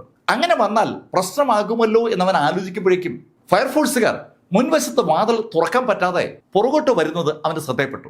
ആ നിമിഷത്തിലാണ് അവൻ പുറകുവശത്തെ മതിൽ ചാടി അടുത്ത പുരയിടത്തിലേക്ക് കടക്കുന്നതും അവിടെ നിന്ന് ഓടി റോഡിലേക്ക് എത്തുന്നതും. റോഡിലെത്തിയ അവൻ അവിടെ ഒരു വീടിന്റെ മറവിൽ മറഞ്ഞു നിൽക്കുമ്പോഴേക്കും തീ കത്തുന്നത് കണ്ടിട്ട് അടുത്തുള്ള വീടുകളിൽ നിന്നൊക്കെ ആളുകൾ അങ്ങോട്ടേക്ക് ഓടിപ്പോകുന്നത് അവന് കാണാം. ഈ സമയത്ത് പുറകിലത്തെ വാതിൽ തകർത്ത് ഫയർഫോഴ്സുകാർ അകത്ത് കയറിയിരുന്നു. ആ സമയത്താണ് അകത്തുള്ള ആ സ്ത്രീയുടെ ഡെഡ് ബോഡി അവർ കാണുന്നതും അവര് പോലീസ് സ്റ്റേഷനിലേക്ക് വിളിച്ച് വിവരം പറയുന്നതും. അവൻ ആ ഇടവഴിയിൽ ഒളിച്ചു നിന്ന് അവിടേക്ക് ഓടിപ്പോകുന്ന ആളുകളെയും ഫയർഫോഴ്സുമായി ബന്ധപ്പെട്ട ആളുകളെയും നിരീക്ഷിച്ചുകൊണ്ടിരിക്കുന്ന അതേ സമയത്ത് തന്നെ മ്യൂസിയം പോലീസ് സ്റ്റേഷനിൽ നിന്ന് പോലീസ് ജീപ്പ് അവിടെ എത്തി. മ്യൂസിയം പോലീസ് സ്റ്റേഷനിൽ നിന്ന് പോലീസ് ജീപ്പിൽ ആളുകൾ എത്തിയതിന് ശേഷമാണ് കേഡൽ അവിടെ നിന്ന് പതുക്കെ നടന്ന് താഴോട്ടിറങ്ങി ഒരു ഓട്ടോ പിടിച്ച് തമ്പാനൂരിലേക്ക് പോകുന്നത്. തമ്പാനൂരിലെത്തിയ കേഡൽ അവിടെ നിന്ന് ഒരു ട്രെയിനിൽ ചെന്നൈ ഭാഗത്തേക്ക് തിരിക്കുകയായിരുന്നു. അവൻ ചെന്നൈ ഭാഗത്തേക്ക് തിരിച്ചെങ്കിലും യാത്ര ചെയ്യുന്നതിനിടയിൽ അവനൊരു അസ്വസ്ഥ ഫീൽ ചെയ്തുകൊണ്ട് അവൻ അടുത്ത ട്രെയിനിൽ തിരിച്ച് ട്രിവാൻഡ്രം റെയിൽവേ സ്റ്റേഷനിലേക്ക് തന്നെ മടങ്ങി വന്നപ്പോഴാണ് റെയിൽവേ പോലീസിന്റെ കയ്യിൽ അവൻ പെട്ടുപോകുന്നത്. അവൻ പറഞ്ഞ കഥ സാഹചര്യ തെളിവുകളുമായി കണക്ട് ചെയ്ത് പോലീസ് ഒരു FIR രൂപത്തിലേക്ക് മാറ്റിക്കൊണ്ടിരിക്കുകയാണ്. ഈ സമയത്ത് സകല ചാനലുകളും ഈ വിഷയത്തെ ആസ്പദമാക്കി അനവധി സ്റ്റോറികൾ ചെയ്യുകയാണ്. ആർക്കും കൊണ്ട് വിശ്വസിക്കാൻ പറ്റുന്നില്ല. തിരുവനന്തപുരം നഗരത്തിൽ മുഖ്യമന്ത്രിയും മറ്റു മന്ത്രിമാരും താമസിക്കുന്ന വീട്ടിൽ നിന്ന് 100-150 മീറ്റർ മാത്രം ദൂരത്തിലുള്ള ഒരു വീട്ടിൽ 4 നിഷ്ഠൂരമായ കൊലപാതകങ്ങളാണ് ഒരു വ്യക്തി നടത്തിയിരിക്കുന്നത്. ആ കൊല നടത്താനായി അവൻ പറഞ്ഞിരിക്കുന്ന കാരണം ആസ്ട്രൽ പ്രൊജക്ഷനാണ്. മരിക്കുന്ന ആളുടെ ബോഡിയിൽ നിന്ന് ആത്മാവ് പുറത്തേക്ക് വരുന്ന ആ കാഴ്ച കാണാനും ആ ആത്മാക്കളോട് സംസാരിക്കാൻ വേണ്ടി മാത്രമായി കൊല നടത്തുക എന്നൊക്കെ പറഞ്ഞാൽ കേട്ടുകേൾവി ഇല്ലാത്ത കാര്യമാണ്. അതും അവൻ കൊന്നിരിക്കുന്നത് അവന്റെ തന്നെ രക്തബന്ധുക്കളെയാണ്. സ്വാഭാവികമായിട്ടും ഇതുമായി ബന്ധിപ്പിച്ചുകൊണ്ട് ഒരുപാട് കാര്യങ്ങളൊക്കെ അങ്ങനെ വരികയാണ്. ഇത് ഒരാൾക്ക് ഒറ്റയ്ക്ക് ചെയ്യാൻ കഴിയുമോ? ആ ചോദ്യമാണ് ആദ്യമേ ഉന്നയിക്കപ്പെടുന്നത്. പക്ഷെ അവന്റെ കഥ വ്യക്തമായി കേട്ട ആളുകൾക്ക് ആ കഥയിലൊരു സാങ്കത്യമുണ്ടെന്ന് മനസ്സിലാവുകയും ചെയ്യുകയാണ്. അപ്പോഴും ആളുകൾ ചോദിക്കുന്നത് ആ കഥയിൽ എത്രത്തോളം വാസ്തവമുണ്ടെന്നാണ്. ഒരാളെ കൊല്ലുക, അയാളെ ബാത്റൂമിൽ ഇടുക, അതിനുശേഷം 2ാമത്തെ ആളെ മുകളിലേക്ക് കൊണ്ടുവരിക, അയാളെ കൊല്ലുക, ബാത്റൂമിൽ ഇടുക, അതിനുശേഷം മൂന്നാമത്തെ ആളെ കൊണ്ടുവരിക, കൊല്ലുക, ബാത്റൂമിൽ ഇടുക. ഇതൊക്കെ സംഭവിക്കുമ്പോൾ ആ വീട്ടിലുള്ള ബാക്കി ആളുകൾ ഒരു ശബ്ദവും കേട്ടില്ല എന്നൊക്കെ പറഞ്ഞാൽ അതെങ്ങനെ വിശ്വസിക്കാൻ പറ്റും? ആ ഭാഗത്താണ് ഒരു കൺഫ്യൂഷൻ ഉള്ളത്. പക്ഷെ കേടൽ തീർത്തു പറയുന്നത് അവൻ ശബ്ദം ഉണ്ടാക്കാനുള്ള അവസരം കൊടുക്കാതെ ആളുകളെ കൊന്നു എന്നാണ്. ഒരുപാട് കേസുകൾ അന്വേഷിക്കുന്ന പോലീസ് ഉദ്യോഗസ്ഥർക്കും ഇത്തരം കേസുകൾ ധാരാളം റിപ്പോർട്ട് ചെയ്യുന്ന പത്രക്കാർക്കൊക്കെ ധാരാളം സംശയം അക്കാര്യത്തിലുണ്ട്. ഒരു ശബ്ദവും ഉണ്ടാക്കാതെ ആ വീട്ടിലെ 4 ആളുകളെ കൊലപ്പെടുത്താൻ ഒരാൾക്ക് കഴിയുമെന്നൊക്കെ പറഞ്ഞാൽ അതത്ര വിശ്വസനീയമായ ഒരു കാര്യമല്ല. സ്വാഭാവികമായും അത് കണക്ട് ചെയ്തുകൊണ്ട് അനവധി ഊഹങ്ങളും ആ ഊഹങ്ങളെ ബേസ് ചെയ്തുകൊണ്ട് അനുമാനങ്ങളൊക്കെ പത്രങ്ങളും അതുപോലെ ചാനലുകളും നിരന്തരമായി റിപ്പോർട്ട് ചെയ്തുകൊണ്ടിരിക്കുകയാണ്. ഇതിനിടയിൽ അവന്റെ മാനസിക അവസ്ഥയെക്കുറിച്ച് സ്വാഭാവികമായും സംശയങ്ങളുണ്ടായി. നോർമൽ ആയിട്ടുള്ള ഒരാളും ചെയ്യുന്ന കാര്യങ്ങളൊന്നും അല്ല ഇവിടെ കേടൽ ചെയ്തു എന്ന് പറയുന്നത്. അവനെ മാനസിക പരിശോധനയ്ക്ക് വിധേയനാക്കാനായി മജിസ്ട്രേറ്റ് ആവശ്യപ്പെട്ട അനുസരിച്ച് അവനെ കൊണ്ടുപോയത് തിരുവനന്തപുരത്തെ ഊളംപാറയിലുള്ള മാനസിക ആരോഗ്യ ആശുപത്രിയിലേക്കാണ്. അവിടെ ഡോക്ടർ മഞ്ജു ആണ് ഈ കേടലിനെ പരിശോധിച്ചത്. അവനെ പരിശോധിക്കുന്ന മഞ്ജുവിനോട് മജിസ്ട്രേറ്റ് ഒരു കാര്യം നോക്കാൻ ആവശ്യപ്പെട്ടിരുന്നു. ഈ കൊലപാതകങ്ങൾ നടക്കുന്ന സമയത്ത് അവൻ എന്തെങ്കിലും മാനസിക പ്രശ്നമുണ്ടോ എന്ന് പരിശോധിക്കാനാണ് ഡോക്ടറോട് ആവശ്യപ്പെട്ടിരിക്കുന്നത്. മഞ്ജു വിശദമായ പരിശോധന തന്നെ കേടലുമായി കണക്ട് ചെയ്ത് നടത്തി. അവരുടെ റിപ്പോർട്ടും ഉടൻ വന്നു. പറയത്തക്ക മാനസിക പ്രശ്നങ്ങളൊന്നും കേടലിന് ഉണ്ടായിരുന്നില്ല. ആ റിപ്പോർട്ടിന്റെ അടിസ്ഥാനത്തിൽ അവനെ റിമാൻഡ് ചെയ്യാനുള്ള ഉത്തരവ് മജിസ്ട്രേറ്റ് ഇടുകയും ചെയ്തു. അതിനുശേഷം വിവരശേഖരണങ്ങൾ നടന്നു. ഒരുപാട് ദൃക്സാക്ഷികൾ, ഒരുപാട് തെളിവുകൾ, ഒരുപാട് ഡോക്യുമെന്റ്സ് ഒക്കെ പോലീസ് കളക്ട് ചെയ്തു. അതൊക്കെ കോടതിയിൽ ഹാജരാക്കുകയും ചെയ്തു. ഡോക്ടർ മഞ്ജുവിന്റെ റിപ്പോർട്ടിന്റെ അടിസ്ഥാനത്തിൽ റിമാൻഡ് ചെയ്യപ്പെട്ട കേടല് ജയിലിൽ കിടക്കുന്ന സമയത്ത് അവിടെ മറ്റൊരു കേസിൽ തടവിലാക്കപ്പെട്ടിരുന്ന ഒരു പോലീസുകാരനുമായിട്ട് ഒന്ന് ഇടഞ്ഞു. അങ്ങനെ ഇടഞ്ഞ ആ സമയത്ത് കേടൽ ആ പോലീസുകാരനെ എടുത്ത് തലയ്ക്ക് മുകളിൽ പൊക്കിന് ശേഷം അലറി വിളിക്കുകയുണ്ടായി. അത് ഒരു നോർമൽ കക്ഷിയുടെ അലറലോ പ്രകടനവും ആയിട്ട് കണ്ടുനിന്ന ആളുകൾക്ക് തോന്നിയില്ല. സ്വാഭാവികമായും അക്കാര്യം ജയിലധികാരികൾ പോലീസിന് റിപ്പോർട്ട് ചെയ്തു. മജിസ്ട്രേറ്റ് ആ റിപ്പോർട്ട് പരിശോധിച്ചു. കേടലിന് മാനസിക ആരോഗ്യനിലയിൽ തകരാറില്ല എന്നാണ് ഡോക്ടർ മഞ്ജു റിപ്പോർട്ട് ചെയ്തത്. പക്ഷേ ജയിലധികാരികളുടെ റിപ്പോർട്ട് ആ റിപ്പോർട്ടിനെ സാധൂകരിക്കുന്ന ഒന്നല്ല. സ്വാഭാവികമായി ഹയർ ഒപ്പീനിയന് വേണ്ടി മജിസ്ട്രേറ്റ് വീണ്ടും കേടലിനെ പരിശോധിക്കാൻ ആവശ്യപ്പെട്ടു. ആ പരിശോധന വളരെ വിദഗ്ധരായ ആളുകളാണ് നടത്തിയത്. ആ വിദഗ്ധർ നൽകിയ റിപ്പോർട്ട് കേടലിന് മാനസിക പ്രശ്നമുണ്ട് എന്ന് തന്നെയാണ്. ഒരു നോർമൽ മനുഷ്യനല്ല കേടൽ എന്നാണ് ആ റിപ്പോർട്ടിന്റെ സാരാംശം. നോർമൽ മനുഷ്യൻ ചെയ്യുന്ന കാര്യങ്ങളൊന്നും അല്ലല്ലോ കേടൽ ചെയ്തിരിക്കുന്നത്. അവന്റെ മാനസിക നില ശരിയല്ലാത്തത് കൊണ്ട് അവൻ ചെയ്ത കാര്യങ്ങൾ അവന് തന്നെ വ്യക്തതയില്ലെന്നാണ് ഡോക്ടേഴ്സിന്റെ അഭിപ്രായം. എന്തായാലും ആ റിപ്പോർട്ട് ഈ കേസിനെ ആകെ കീഴ്മേൽ മറിച്ചു എന്ന് പറഞ്ഞാൽ അതാണ് ശരി. 2017 ഏപ്രിൽ 9 നമ്മൾ അറിഞ്ഞ ആ കേസ് ഇതുവരെയും വിചാരണ പോലും തുടങ്ങാതെ കോടതിയിൽ പെൻഡിംഗ് ആണ്. കോടതിയിൽ പെൻഡിംഗ് ആയിരിക്കുന്ന കേസായതുകൊണ്ട് തന്നെ ജാമ്യം നൽകണമെന്ന് ആവശ്യപ്പെട്ടുകൊണ്ട് അനവധി തവണയാണ് കേടല് കോടതിയെ സമീപിച്ചത്. പക്ഷെ ആ ജാമ്യാപേക്ഷകൾ കോടതിയിൽ എത്തുമ്പോൾ ആ ജാമ്യാപേക്ഷ കേൾക്കുന്ന മജിസ്ട്രേറ്റ് കോടതിയാണെങ്കിലും അതിന് മുകളിലേക്കുള്ള കോടതികളാണെങ്കിലും അവന്റെ ജാമ്യം നിഷേധിക്കുകയാണ് പതിവ്. സമൂഹത്തിലേക്ക് ഇറക്കി വിടാൻ കഴിയുന്ന ഒരു വ്യക്തിയല്ല കേടലെന്നാണ് കോടതികളുടെ അഭിപ്രായം. കേടലിനെ പുറത്തെത്തിക്കാനായി അനവധി ആളുകൾ ഒരു പരിശ്രമം നടത്തുന്ന കഥ ഇപ്പോ പത്രങ്ങളും ചാനലുകളും ഒക്കെ റിപ്പോർട്ട് ചെയ്ത് തുടങ്ങിയിട്ടുണ്ട്. അതിന്റെ കാരണം കേടലുമായി ബന്ധപ്പെട്ട മറ്റ് കാര്യങ്ങളാണ്. കേടലിന്റെ ആ നന്ദൻകൂട് വസ്തുത തന്നെ എത്രയെങ്കിലും കോടി രൂപ വിലമതിക്കുന്ന വസ്തുവാണ്. അവിടെ മാത്രമല്ല കേടലിന് വസ്തു ഉള്ളത്. കേടലിന് അവന്റെ അച്ഛനും അമ്മയും ഒരുപാട് സ്വത്തുക്കളാണ് സമ്പാദിച്ചു കൊടുത്തിരിക്കുന്നത്. ആ സ്വത്തുക്കളിൽ ചിലതൊക്കെ കന്യാകുമാരി ജില്ലയിലാണ്, ചിലത് വെള്ളറടയും ചിലത് കാട്ടാക്കടയൊക്കെയാണ്. കോടിക്കണക്കിന് രൂപയുടെ സ്വത്തുക്കൾ അങ്ങനെ പല ഭാഗത്തുമുണ്ട്. റബ്ബർ എസ്റ്റേറ്റും അതുപോലെ ധാരാളം ഭക്ഷ്യവിഭവങ്ങളുമുള്ള അനവധി സ്ഥലങ്ങൾ ഈ കേടലുമായി ബന്ധപ്പെട്ടുണ്ട്. ആ വസ്തുക്കളിൽ ജോലി ചെയ്യുന്ന ആളുകൾ അവയൊക്കെ ഇപ്പോൾ എടുത്ത് ഉപയോഗിക്കുകയാണ്. നന്ദൻകൂടുള്ള വീടാണെങ്കിലും മറ്റ് സ്ഥലങ്ങളിലുള്ള വീടുകളാണെങ്കിലും ആരും നോക്കാനില്ലാതെ ഏതാണ്ട് കാട് പിടിച്ച് കിടക്കുകയാണ്. ക്ലിഫ് ഹൗസിന് വളരെ അടുത്തുള്ള ആ നന്ദൻകൂട് വീട് ഇപ്പോ നമ്മൾ കാണുമ്പോൾ ശരിക്കും ഞെട്ടിപ്പോവും. ഗേറ്റ് തുറക്കുമ്പോൾ തന്നെ ആ ഇടവഴിയിൽ നിറയെ പുല്ല് പിടിച്ച് കിടക്കുന്ന കാണുക. ആ വീട് ഏതാണ്ട് ഒരു പ്രേതഭൂമി പോലെ കിടക്കുകയാണ്. വലകളും കാടും ഒക്കെ പിടിച്ച് ഒരു വല്ലാത്ത അവസ്ഥ കിടക്കുന്ന ആ വസ്തുവിൽ കണ്ണുള്ള ഒരുപാട് ആളുകളുണ്ട്. ആ വീടിന്റെ മുകളിലത്തെ നിലയിൽ ആ ദിവസം രാവിലെ തീ പടർന്നു പിടിച്ചപ്പോൾ പറ്റിപ്പിടിച്ച ആ പുക അതുപോലെ തന്നെ ഇപ്പോഴും കാണാം. ശരിക്കും ഇരുണ്ടിരിക്കുന്ന മുകൾ ഭാഗം വ്യക്തമാണ് ഫോട്ടോകളിൽ. ആ വീടും അതുപോലെ കേഡലുമായി ബന്ധപ്പെട്ട മറ്റു സ്വത്തുക്കളും ഒക്കെ പലർക്കും താല്പര്യമുണ്ടെങ്കിലും കേഡലിന്റെ ബന്ധുക്കൾക്ക് എന്തുകൊണ്ടോ ഈ വിഷയത്തിൽ ഒരു താല്പര്യമില്ല. ഈ കഴിഞ്ഞ 8 വർഷത്തിനിടയിൽ ഒരേ ഒരു തവണയാണ് കേഡലിനെ കാണാൻ അവന്റെ ഒരു ബന്ധു ജയിലിൽ ചെല്ലുന്നത്. പൂജപ്പുര സെൻട്രൽ ജയിലിലുള്ള കേഡലിനെ കാണാനായി ചെന്നത് കേഡലിന്റെ അമ്മയുടെ സഹോദരനാണ്. കേഡലിനെ കാണാൻ അദ്ദേഹം ചെല്ലുന്നത് 6 കൊല്ലങ്ങൾക്ക് ശേഷമാണ്. കേഡലിനെ കാണാൻ പറ്റുന്ന ഒരു മാനസിക അവസ്ഥയിലല്ല അവന്റെ ബന്ധുക്കൾ എന്നതാണ് സത്യം. അവനെ ഒരു നോക്ക് കണ്ട ആ വ്യക്തി കൂടുതൽ സംസാരിക്കാനൊന്നും നിൽക്കാതെ അവിടുന്ന് പോയി എന്നാണ് ജയിലധികാരികൾ റിപ്പോർട്ട് ചെയ്തിരിക്കുന്നത്. കേഡലിന്റെ ആ ചെയ്തികളോട് ഒരു തരത്തിലും പൊരുത്തപ്പെടാൻ കഴിയുന്ന ഒരു മാനസികാവസ്ഥയിലേക്ക് ഇപ്പോഴും കേഡലിന്റെ ബന്ധുക്കൾ എത്തിയിട്ടില്ല. പക്ഷേ കേഡലിന് ആ സ്വത്തുക്കളിൽ കണ്ണുകളുള്ള അനവധി ആളുകൾ കേഡലിന് ജാമ്യം ലഭിക്കാൻ എല്ലാ തരത്തിലും അർഹതയുണ്ടെന്ന ശൈലിയില ഇപ്പോൾ കോടതിയിൽ വാദം നടത്തുന്നത്. അവർ അതിശക്തമായ ഒരു ടീമായി മാറിയിരിക്കുകയാണ്. കേഡലിനെ എങ്ങനെയും പുറത്തിറക്കണം എന്നുള്ളതാണ് അവരുടെ ലൈൻ. പുറത്തിറക്കിയാൽ മാത്രമേ ആ സ്വത്തുക്കൾക്ക് ഒരു തീരുമാനം ഉണ്ടാക്കാൻ പറ്റൂ. പക്ഷെ ആ സ്വത്തുക്കളിൽ കേഡലിന്റെ ബന്ധുക്കൾ ഒരു താല്പര്യവും കാണിക്കുന്നില്ല. അവർക്ക് ആ സ്വത്തുക്കളെക്കാൾ വലുത് അവരുടെ നഷ്ടപ്പെട്ടു പോയ ആ സ്വത്തുക്കളാണ്. കേഡലിന്റെ അമ്മയും സഹോദരിയും ഭർത്താവും അതുപോലെ ആ വല്യമ്മയൊക്കെ അത് നഷ്ടപ്പെടുത്തിക്കൊണ്ട് ഫിസിക്കലായിട്ടുള്ള ആ സ്വത്തുക്കൾ കിട്ടിയതുകൊണ്ട് ഒരു കാര്യവുമില്ല എന്ന തോന്നൽ കേഡലിന്റെ റിലേറ്റീവ്സിനുണ്ടെന്ന് വ്യക്തമാണ്. ഇടയ്ക്ക് ജയിലിൽ വെച്ചൊരു മഞ്ഞപ്പിത്തം ബാധിച്ച കേസും ഭക്ഷണം തൊണ്ടിൽ കുടുങ്ങിയ കേസും ഒക്കെ കേഡലുമായി ബന്ധപ്പെട്ട് റിപ്പോർട്ട് ചെയ്യപ്പെട്ടിട്ടുണ്ട്. അതിനും അപ്പുറത്തേക്ക് കേഡലിന്റെ ജയിലിലെ ജീവിതത്തെക്കുറിച്ചുള്ള റിപ്പോർട്ട് നമ്മളെ അത്ഭുതപ്പെടുത്തും. ശരിക്കും ശാന്തനായ ഒരു മനുഷ്യൻ, അങ്ങനെയാണ് കേഡലിനെ കുറിച്ച് ജയിലിൽ നിന്ന് കിട്ടുന്ന വിവരം. പക്ഷെ അതേ സമയത്ത് കോടതിക്ക് ഇപ്പോഴും ഈ കേഡലിനെ വിചാരണ നടത്താനുള്ള ഒരു മൈൻഡ് സെറ്റ് ആയിട്ടില്ല. കോടതിയിൽ ഒരു കേസ് വിചാരണ നടക്കുമ്പോൾ വാദിയാണെങ്കിലും പ്രതിയാണെങ്കിലും കോടതിയുടെ ചോദ്യങ്ങൾക്ക് ഉത്തരം പറയാനുള്ള മാനസിക ആരോഗ്യം ഉള്ളവരാകണം. കേഡൽ അത്തരത്തിൽ മാനസിക ആരോഗ്യമുള്ള ഒരാളല്ല എന്നാണ് അയാൾക്ക് വേണ്ടി റിപ്പോർട്ടുകൾ കോടതിയിൽ സമർപ്പിച്ചിരിക്കുന്ന ഡോക്ടേഴ്സ് പറയുന്നത്. കേഡലിന്റെ മാനസിക ആരോഗ്യനില ശരിയാകുന്ന അന്ന് മാത്രമേ അവന്റെ വിചാരണ ആരംഭിക്കൂ എന്ന് അർത്ഥം.